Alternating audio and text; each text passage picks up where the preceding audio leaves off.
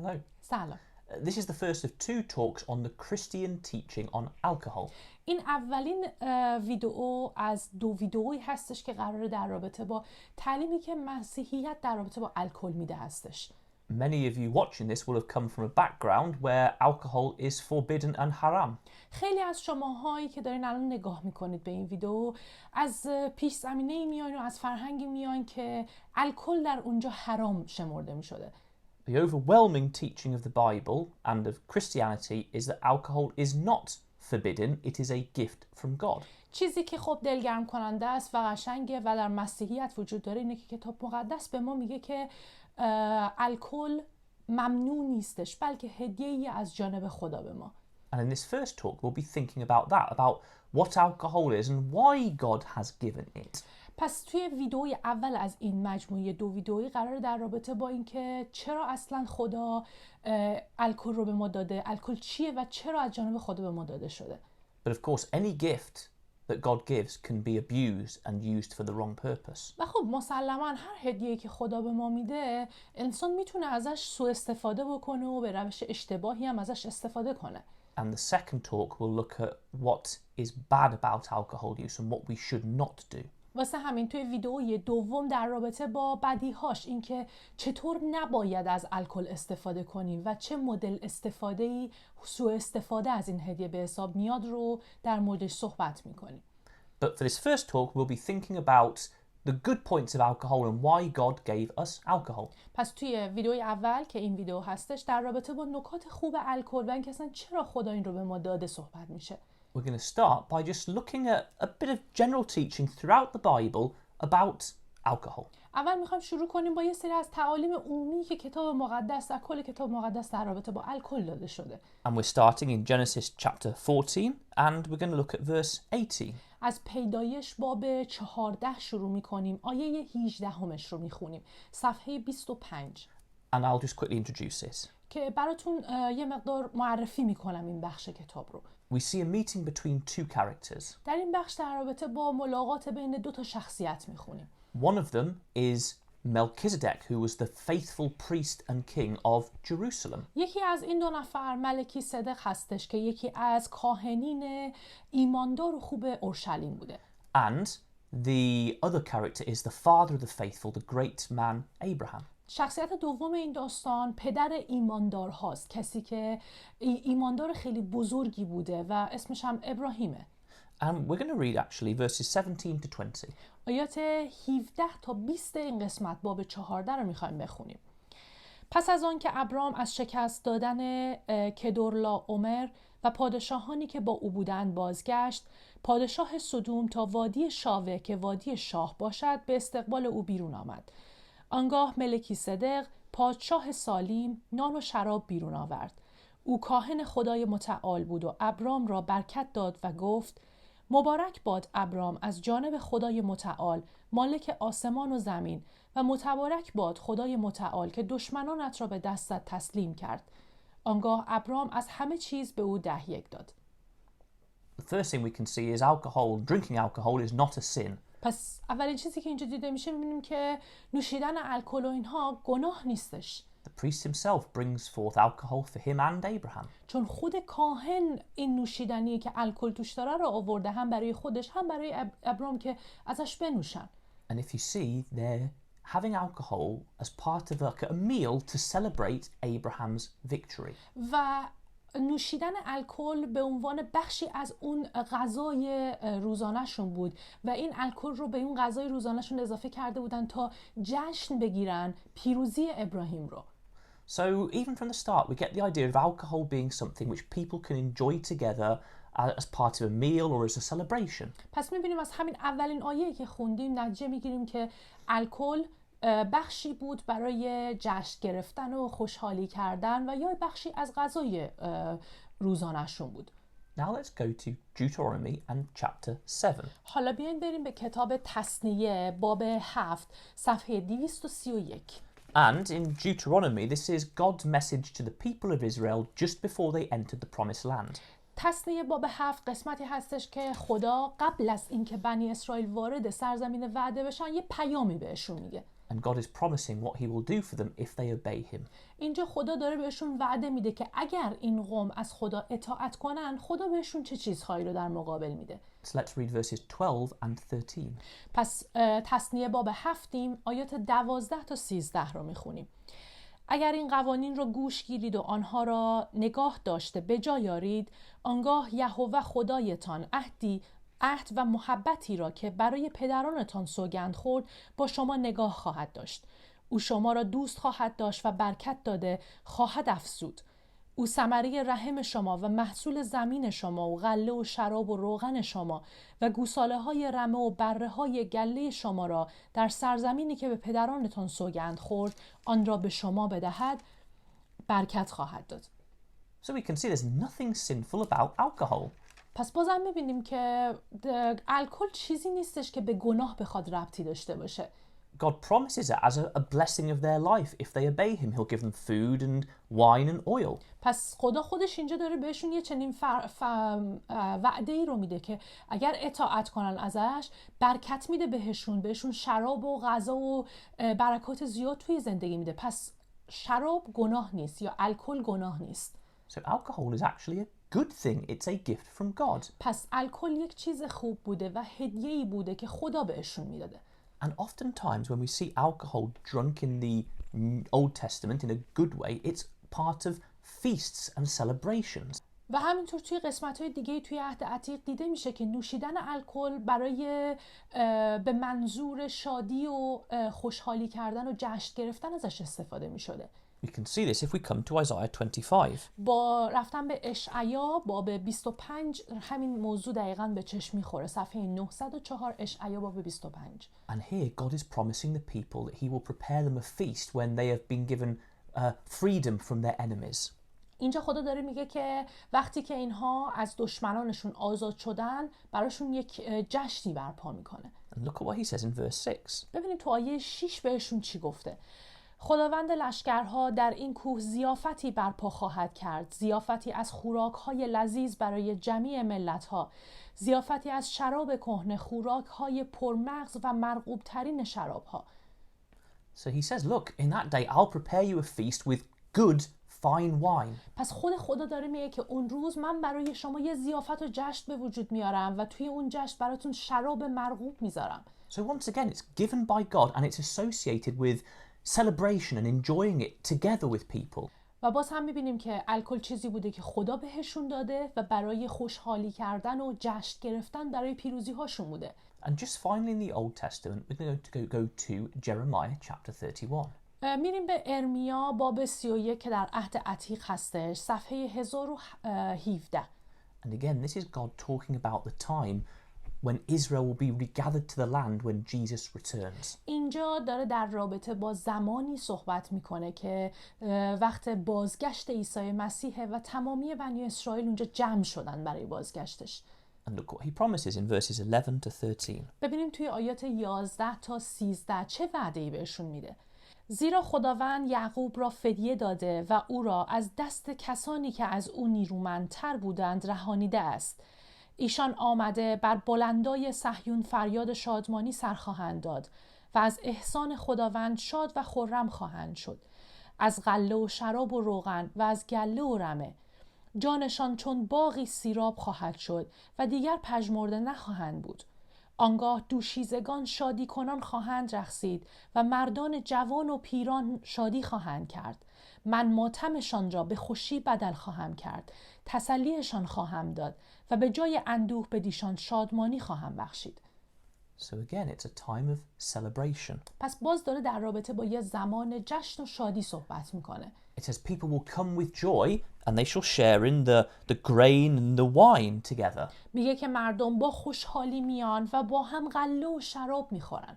So again all the way through alcohol is given from God and is associated with celebration and being together. پس تا اینجا همش دیدیم که الکل چیزی بود که خدا به مردم داده بود و در رابطه با جشن گرفتن و شادی کردن بوده. It's associated with meals together, usually a banquet or a feast, celebrating together. بخشی از غذاشون بوده، بخشی از ضیافت‌هاشون بوده که وقتی می‌خواستن جشنی بگیرن از اون الکل می‌نوشیدن تا شاد و خوشحال باشن.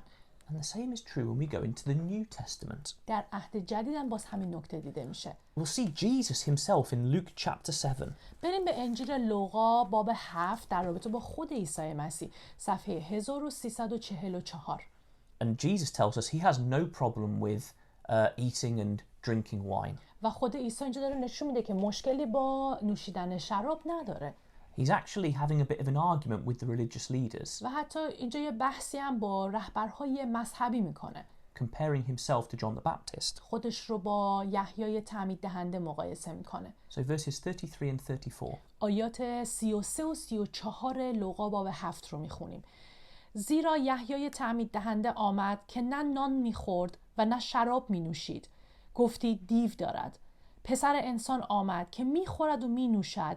میگویید مردی شکمباره و میگسار، دوست خراجگیران و گناهکاران. So Jesus is actually making the point that whatever he did, they would criticize him. پس عیسی با گفتن این حرف داره نشون میده که هر کاری که بکنه باز اون آدما ازش انتقاد میکنن. And he shows clearly the thing they're picking up on is the fact he is quite happy to eat and drink with people and drink alcohol. و چیزی هم که خیلی بهش گیر میدادن و انتقاداشون بیشتر در رابطه با اون موضوع بود این بودش که عیسی با آدم‌های مختلف میخوره و الکل مینوشه. Now Jesus of course would never be a glutton or get drunk.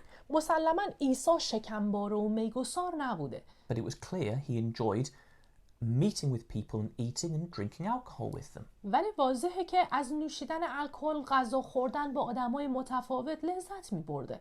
Maybe the most famous association of Jesus is his miracle when he turned water into wine at a wedding. شاید یکی از معروفترین داستان‌های عیسی که در رابطه با شراب و الکل و اینها بوده وقتی بوده که در مجلس عروسی آب رو به شراب تبدیل میکنه و این معجزه رو انجام میده. Again, a time of celebration of people eating and drinking together, and Jesus provides wine. که باز هم اون زمان هم یک جشنی بوده و مردم داشتن جشن میگرفتن توی اون مجلس و عیسی براشون این شراب رو فراهم میکنه. Not for them to get drunk, but because that's what happened at feasts. نه به این خاطر که بخوان ازش زیادی بنوشند و مست کنن، بلکه فقط چون جشنی بوده و میخواستن ازش بنوشن. Of course, we know we take the bread and the wine every week to remember Jesus, so there's clearly nothing wrong with alcohol. و همینطور ما هم توی کلیسا هر هفته نان میخوریم و شراب مینوشیم. پس میدونیم که نوشیدن الکل به خودی خود مشکلی درش وجود نداره. And Jesus actually talks about the time when him and his followers will drink alcohol together in the kingdom of God. و خود عیسی مسیح در رابطه با زمانی گفت که خودش و شاگردان و پیروانش در پادشاهی خدا از اون الکل خواهند نوشید. We can see this at the Last Supper in Matthew chapter 26. که این قسمت در متی باب 26 نوشته شده وقتی که عیسی در اون شام آخر بود و از اون شراب داشتن می نوشیدن. After he's given them the bread and the wine, look at what he says in verse 29. بریم با هم ببینیم که عیسی چی میگه اون قسمت بهشون. توی متی باب 26 هستش آیه 29 قسمتی که شاگردانش از نان میخورند و از شراب مینوشند. صفحه 1293. به شما میگویم که از این محصول مو دیگر نخواهم نوشید تا روزی که آن را با شما در پادشاهی پدر خود تازه بنوشم. So again, in the kingdom of God, there will be alcohol celebrating the kingdom of God. پس باز میبینیم در پادشاهی خدا هم الکل وجود داره و برای جشن گرفتن و شادی پادشاهی خدا قرار مصرف بشه.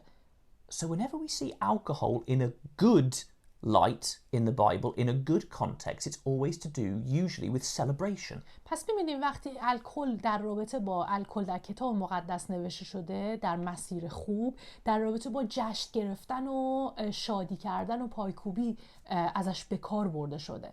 It's people eating and drinking together and celebrating and having a good time together. وقتایی که مردم دور هم جمع می شدن، جشن می گرفتن، با هم غذا می خوردن و از این الکل هم می نوشیدن تا با هم شاد باشن و جشن بگیرن. And it's associated with joy and rejoicing in the things of God. و الکل رابطه مستقیم داره با شادی، شاد بودن در رابطه با چیزهای مربوط به خدا.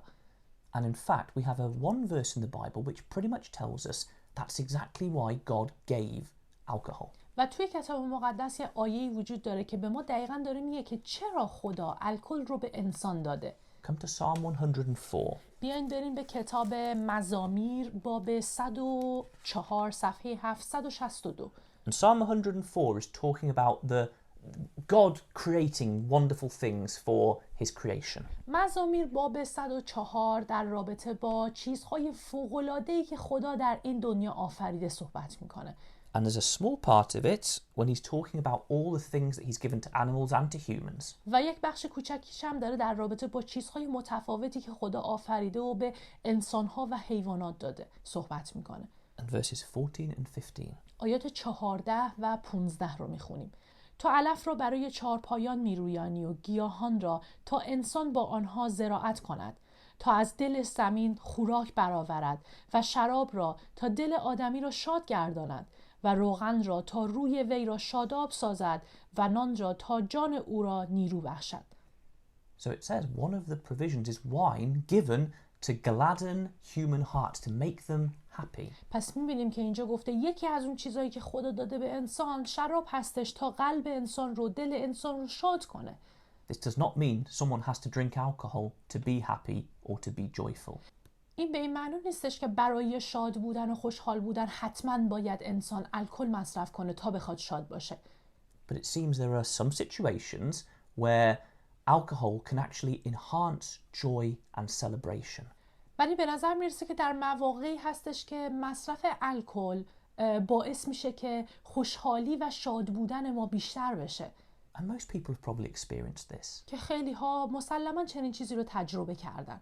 After maybe being at a meal, having a couple of drinks, maybe a bit more relaxed, a bit more happy. وقتی که دور هم جمع میشیم، غذایی میخوریم، یه مقدار الکل مینوشیم و حس آرامش بهتر و حس خوشحالی بیشتری داریم. Laughing more, having more joy. بیشتر میخندیم و خوشحالتریم. A very pleasant, warm feeling. یک حس گرم بودن خیلی دلچسب.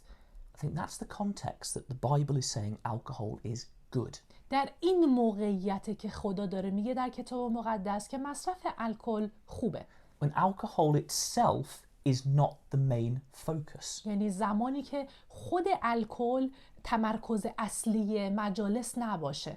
The focus is feasting, celebrating, rejoicing with other people. بلکه تمرکز اصلی خود اون مجلس باشه، جمع شدن با دیگران و خوشحال بودن و جشن گرفتن باشه. Especially rejoicing about the things of God. به خصوص در رابطه با چیزهای مربوط به خدا که بخوایم برای اون چیزها خوشحال باشیم. And in this context, some alcohol as an add-on can actually help enhance the situation, bring the joy even greater. و توی یک چنین موقعیتی که برای چیزهای مربوط به خدا خوشحالی میکنیم و شادی میکنیم و جشن میگیریم، الکل هم به عنوان یک چیز اضافه تری داده شده که به شادی ما اضافه کنه. Maybe people feel more inclined to show their love to each other, to show their love to God. It just enhances it a bit. چون این مصرف این الکل باعث میشه که محبتمون به هم دیگه بیشتر بشه، خوشحالیمون به هم دیگه بیشتر بشه و این حس رو افزایش میده. That is when alcohol is good. پس توی یه چنین مواقعی مصرف الکل خوبه. In the next talk, we're going to look at when alcohol is bad.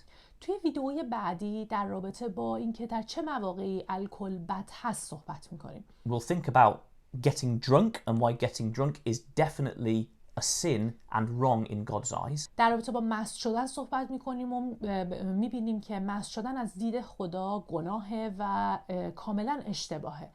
But we'll also think about when alcohol, maybe people don't use it in the way God intends, as we've talked about here. و همینطور در رابطه با زمانهایی که مردم از الکل توی اون مدلی که خدا خواسته و توی اون شرایطی که خدا خواسته باید استفاده کنیم استفاده نمی‌کنن. Maybe when it's against the principles of what we've talked about. مثلا زمانهایی استفاده میکنن که برخلاف اون اصولی هستش که توی این ویدیو توی این قسمت در رابطه باهاش خوندیم.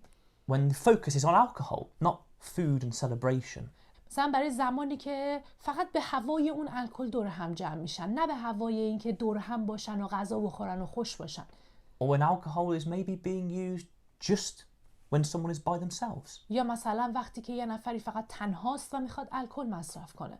Or maybe it's being used to give someone courage to do something they wouldn't do if they hadn't drunk. یا زمانی که طرف الکل مصرف میکنه تا با مصرف الکل شجاعت انجام کاری رو به دست بیاره که در حالت طبیعی نمیتونه اون کارو بکنه. Or maybe if it's being used to forget all people's problems and stop them feeling depressed. یا مثلا الکل مصرف میکنیم تا مشکلات رو فراموش کنیم یا اینکه افسرده ایم و الکل مصرف میکنیم. Because if something doesn't fit in with the context that we've been talking about in this talk, we'll see it's probably not the best idea. چون اگر چیزی وجود داشته باشه که متضاد باشه با چیزی که الان توی این آیات کتاب مقدس با هم خوندیم، مسلماً چیز درستی نیست. But we'll finish by saying alcohol is clearly allowed. In Christianity, it is a gift from God. ولی این ویدیو رو با این موضوع تموم می‌کنیم که مسلماً الکل چیز خوبی هستش، چیزی هستش که خدا به ما داده و مسیحی‌ها میتونن الکل مصرف کنن. And when used in the right amount and the right context, it can greatly enhance our rejoicing with other people. و اگر توی موقعیت مناسب و به میزان مناسبی ازش استفاده بشه، میتونه خوشحالی انسان رو چند برابر کنه. Thank you. مرسی.